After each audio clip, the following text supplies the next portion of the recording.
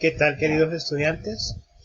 Continuando con las clases de gastronomía salvadoreña y entrando a la segunda unidad, que la llamamos la unidad de elaboración de productos de la gastronomía salvadoreña, vamos a empezar esta semana por los derivados del maíz.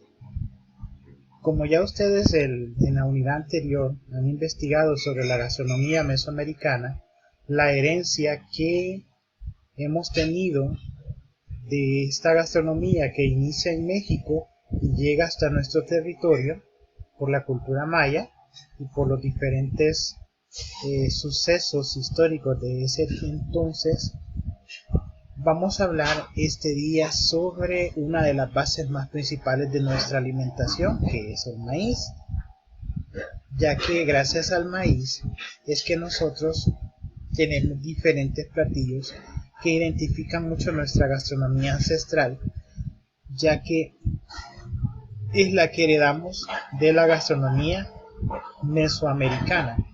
El resultado de aprendizaje es pues elaborar platillos salvadoreños fríos y calientes y aplicar métodos de cocción típicos salvadoreños para definir sabores en los productos según recetas. Bien, como ya lo conocemos, el maíz es una de las especies de gramínea anual existentes que casi en todo el mundo se consume, pero específicamente y parte de nuestra dieta en nuestro país. Entonces se tiene que el origen del maíz está en Tehuacán y Oaxaca en México, donde nace este cultivo, y luego con la llegada de los españoles fue que se introdujo en casi todos los países del mundo. Pero su apogeo siempre sigue estando en los países de Mesoamérica, como en el caso de México, Guatemala, parte de Honduras y nuestro país, El Salvador. Ahora, ¿qué alimentos tenemos derivados del maíz en nuestro país? En primer lugar, pues las tortillas. Si se recuerdan de la charla de los dos chefs que llegaron, hablaban del proceso de nixtamalización. Ellos como costarricenses, la nixtamalización para ellos es un método que grandioso porque en su cultura nunca lo han experimentado. Pero si ustedes todavía no se ubican cuál es el proceso de nixtamalización, es prácticamente la cocción de los granos de maíz seco en agua y cal. A eso se le llama nixtamalización, lo que ayuda a que los granos se cosan, se ablanden hasta cierto punto, y por eso es que los molinos donde molemos el maíz se llaman molinos de nixtamal, porque molemos el maíz nixtamalizado. Entonces ese es el proceso de nixtamalización. Está el proceso de las harinas de maíz, pero como mucha gente lo dice, yo siento que es casi igual, pero respeto la opinión de muchos. No es lo mismo comer tortillas de maíz nixtamalizado que tortillas de harina de maíz. Entonces, la tortilla es algo muy esencial en la gastronomía salvadoreña. No hay salvadoreño que no se resista a comer tortillas, porque es parte del acompañamiento, sobre todo en el almuerzo. Probablemente en el desayuno y en la cena sean tortillas tostadas o sean tortillas fritas, pero la tortilla es algo esencial en las mesas de nuestros hogares. También es importante que como cocineros sepamos hacer tortillas, sepamos elaborarlas. Entonces es muy importante para el correcto conocimiento de nuestra gastronomía salvadoreña. Hablamos del siguiente, muy conocido por todos nosotros, las pupusas, la bandera más grande que tiene nuestro país con respecto a este alimento, las variaciones, la variación original que nosotros tenemos, que parece derivada de la gordita mexicana, pero nosotros siempre le hemos dado un toque especial a las pupusas. Entonces sabemos que es una masa rellena con chicharrón elaborado de cerdo.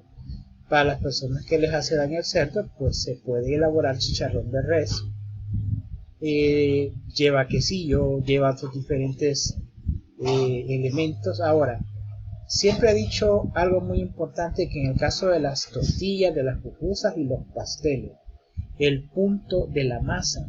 El punto de la masa es muy importante que lo sepamos tener, porque eso nos garantiza que la tortilla, que la pupusa y los pasteles nos queden en el punto correcto.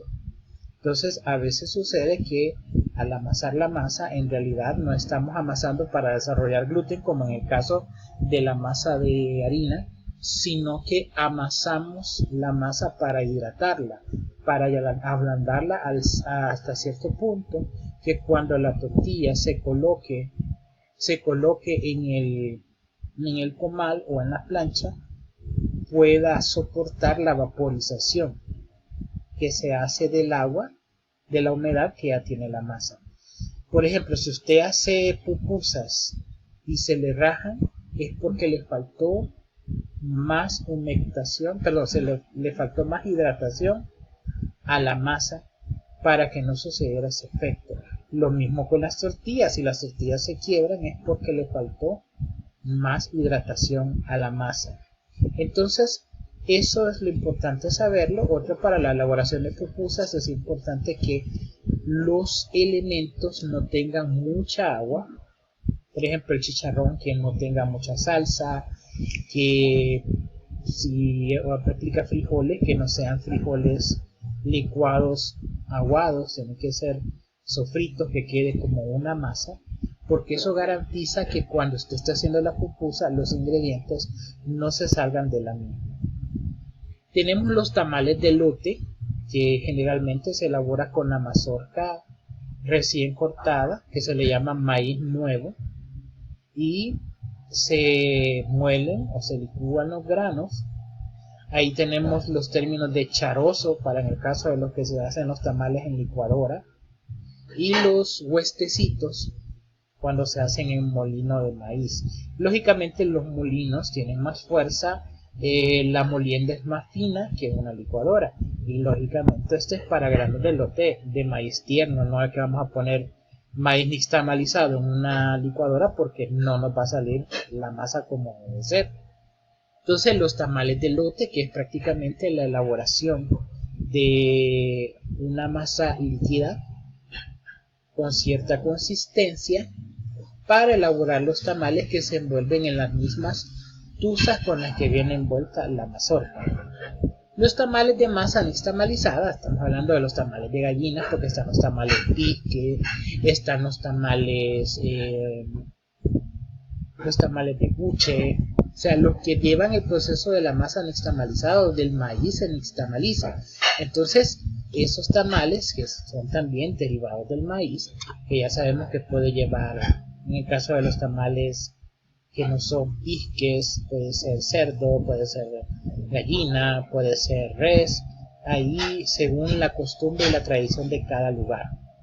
Las tortas de elote, que vienen siendo se elaboran de mazorca de maíz recién cortada, del maíz tiernito, donde tiene la consistencia del tamal de elote. Lo único que se le agrega harina para que se puedan formar las tortitas y se puedan freír. Las tortas de pescado, que se hace con masa nixtamalizada, que es algo que se come en el recién pasado tiempo de Cuaresma. Los pasteles y enchiladas, como ya le hemos hablado, los pastelitos de papa, los pastelitos de carne, pastelitos de pollo, y las enchiladas, que generalmente se consumen con curtido. El pozole, pues, es un tipo de sopa que se consume en Morazán y que lleva el maíz. Y también cuando el elote, pues, se corta y se acompaña en diferentes tipos de sopa. Puede ser sopa de frijoles, puede ser sopa de gallina, puede ser sopa de res, etc. Ahora, ¿qué bebidas son derivadas del maíz? Pues la principal, la tolchuco, que se hace con maíz negrito o maíz tizate, donde se pone a fermentar, ya lo hicimos en los laboratorios, y de la fermentación de este maíz, pues se elabora el atol chuco. Ahora, el atol de elote, que se elabora de las mazorcas recién cortadas, del maíz nuevo, del maíz tiernito, y esto pues se licúa o se muele y luego se pasa por un colador para sacar toda el agua que sale de la misma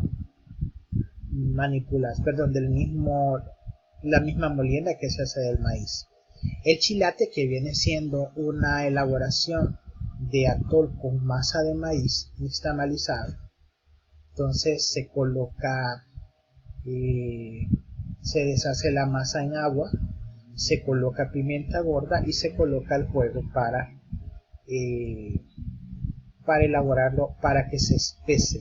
El chilate prácticamente se acompaña con preparaciones dulces como los chilates con nuegado o las diferentes mieles que se elaboraron en estos días recién pasados, y algunas bebidas fermentadas que le agregan maíz, como en el caso de las chichas, si no me equivoco, el caso de la tuzuza o el caso del chaparro, que si no me equivoco, y si me equivoco pues discúlpenme, llevan maíz. Ahora, ¿qué es lo que vamos a hacer para tarea para la próxima semana, para el próximo viernes 8 de mayo? Van a hacer cualquier receta de derivados de maíz, no importa si es tortillas, o no importa si es pupusa, no importa si son pastelitos. Usted va a escoger uno de los derivados que he explicado en la clase y va a subir ese video en YouTube. Y lógicamente en el panel de tareas usted va a subir el enlace del video que hizo en YouTube. Entonces el video debe tener una duración de 5 a 10 minutos.